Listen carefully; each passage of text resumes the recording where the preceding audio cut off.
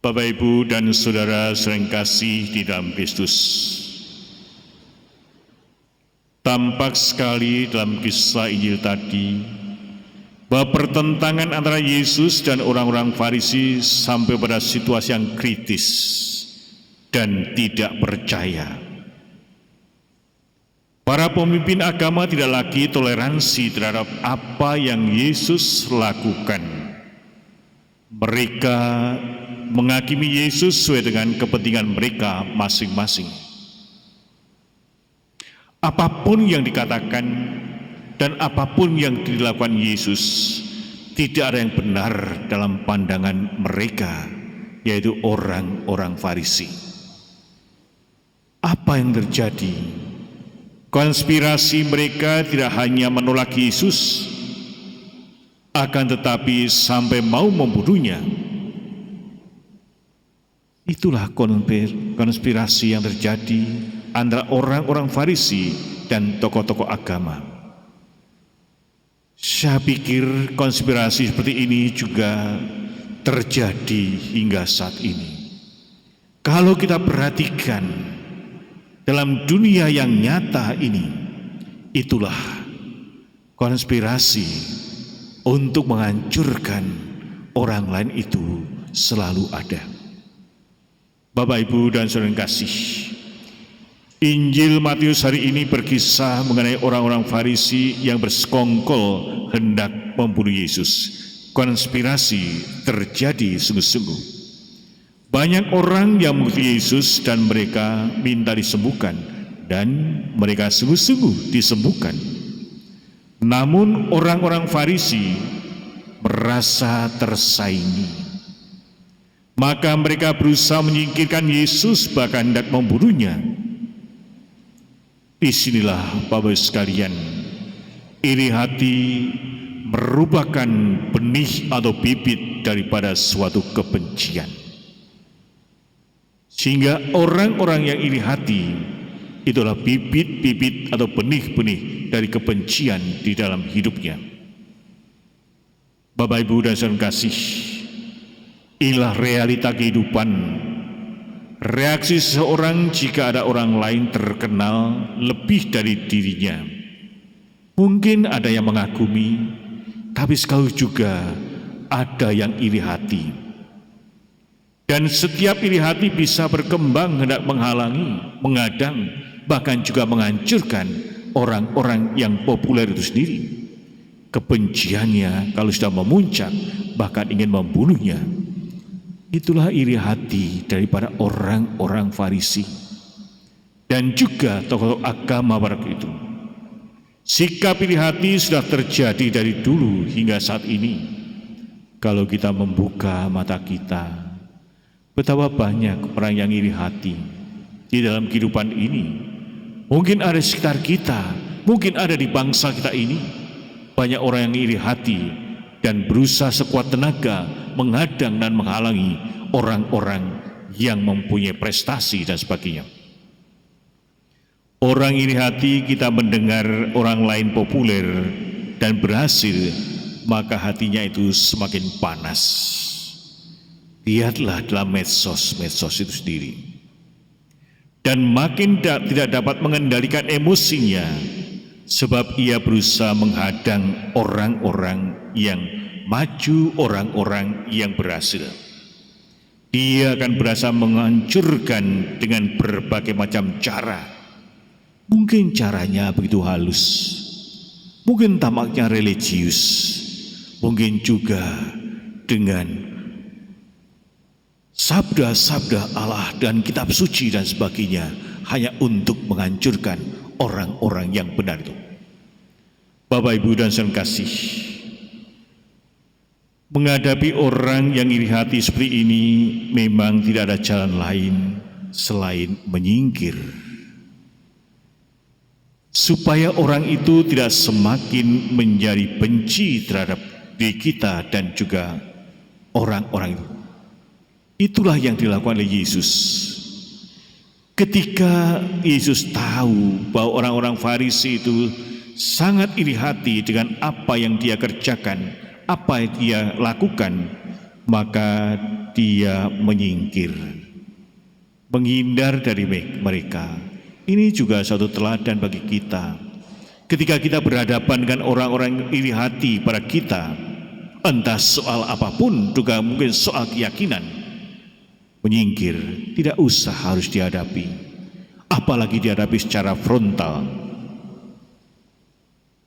Bahkan Yesus ini melarang orang-orang yang disembuhkannya menyebarluaskan berita tentang kesembuhan yang mereka alami. Tujuannya apa?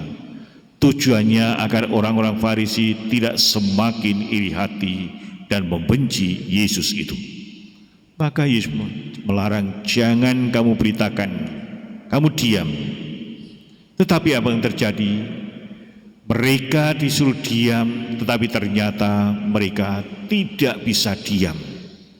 Karena mereka mengalami kebaikan Allah, kasih Allah, maka dia tetap mewartakan, sehingga berita tentang penyembuhan itu sendiri, peristiwa tentang penyembuhan itu sendiri tersebar luas di kalangan mereka. Yesus dengan keras melarang mereka untuk memberitahukan siapakah dia. Supaya apa? Kenalah firman yang disampaikan oleh Nabi Yesaya. Lihat, itu hambaku yang kupegang, orang pilihanku yang kepadanya aku berkenan. Aku telah menaruh rohku ke atasnya, supaya ia menyatakan hukum kepada bangsa-bangsa. Bapak, Ibu, dan saudara kasih, Nabi Yesaya sudah nubuatkan tentang utusan Allah yang akan datang, yang mengungkapkan seperti apa kepribadiannya itu sendiri. Dan inilah gambaran tentang Yesus, utusan Allah itu sendiri. Yesaya menggambarkan, mengungkapkan dengan cara yang bagus sekali siapakah Yesus yang sebenarnya. Yesus yang sebenarnya menurut Yesaya adalah ia tidak akan berbantah dan tidak akan berteriak, dan orang tidak akan mendengar suaranya di jalan-jalan. Buluh yang patah terkulai tidak akan diputuskannya, dan sumbu yang pudar nyalanya tidak akan dipadamkannya, sampai ia menjadikan hukum itu menang, dan padanya lah bangsa-bangsa akan berharap. Sehingga kita mendengar bagaimana siapa Yesus itu. Itulah yang dinubuatkan oleh Nabi Yesaya. Bapak, Ibu, dan saudara kasih, buluh yang patah terkulai tidak akan diputuskannya, dan sumbu yang pudar nyalanya tidak akan dipadamkannya, sungguh-sungguh tampak dan tercermin di dalam pribadi Yesus yang rela mengorbankan hidupnya, mengorbankan dirinya di kayu salib untuk menyelamatkan manusia, untuk menyelamatkan kita semua. Bapak, Ibu, dan saudara kasih, kita perlu mencontoh sikap Yesus ketika menghadapi orang-orang yang iri hati kepada dirinya dan cara mengatasinya. Yesus mengatasinya secara seni. Dia tidak menghadapinya dengan frontal dan orang-orang Farisi, tapi dia menghindar. Dia tampaknya kalah, dia tampaknya mengalah, tetapi untuk meraih sesuatu yang jauh lebih besar. Yesus tidak memaksakan ajarannya, terserah keputusan dari masing-masing orang, mau percaya atau tidak, mau menerima atau menolaknya, itu terserah. Maka kalau kita berbuat baik kepada seseorang, kita tidak boleh memaksakan harus diterima. Biarkanlah orang itu menerima atau menolaknya.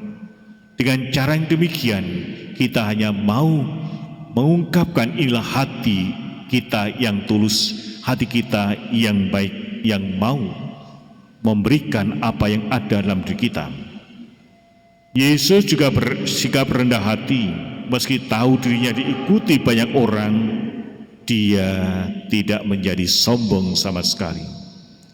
Justru ia menyuruh orang-orang yang disembuhkannya diam, supaya tidak membuat orang lain, yaitu orang-orang Farisi, semakin iri hati. Yesus tidak sombong. bahkan juga tidak mau pamer. Diam ya, kamu jangan bercerita. Kalau kamu bercerita tentang apa yang terjadi bahwa kamu disembuhkan, nanti orang-orang Farisi itu semakin membenci saya. Mereka semakin iri hati. Diam saja, jangan banyak ngomong. Namun apa yang terjadi? Semakin dia disuruh diam, mereka tidak mau diam. Mereka bercerita kemana-mana. Dan juga kita bisa melihat bagaimana ketika menghadapi orang-orang yang iri hati, Yesus tidak menghadapinya secara frontal, tapi dia menyingkir, menghindar. Inilah satu teladan yang baik yang perlu kita contoh pada saat kita menghadapi orang-orang yang iri hati, mungkin juga yang membenci kita. Bapak, Ibu, dan saudara kasih, Yesus mengajak kita untuk terus memiliki sukacita di dalam mengikuti Dia. Bahkan Yesus tetap menjadi sumber inspirasi yang tak pernah hilang di dalam hidup kita. Maka kita bertanya, apakah Yesus itu menjadi inspirasi bagi kita saat sekarang ini? Pada saat kita merasa dibenci, pada saat kita merasa tidak diterima di lingkungan sekitar kita, kendati banyak salib yang harus kita pikul di dalam kehidupan kita sehari-hari, tetaplah kita harus tegar di dalam memikul salib kita masing-masing. Inilah jalan kasih yang mengantarkan kita pada kebebasan sejati. Kalau kita bisa memikul salib kita dengan penuh sukacita, maka kita itu berteladan kepada Yesus sendiri. Jadi Bapak sekalian, iri hati adalah seni menghitung berkat orang lain, bukan berkatmu sendiri. Sehingga kalau kita hanya iri hati, kita hanya melihat orang lain terus, tapi tidak pernah melihat ternyata banyak sekali yang kita terima dari Allah. Maka marilah kita mohon pada Allah agar kita bukan mengembangkan sikap iri hati, tapi justru mengembangkan sikap rendah hati.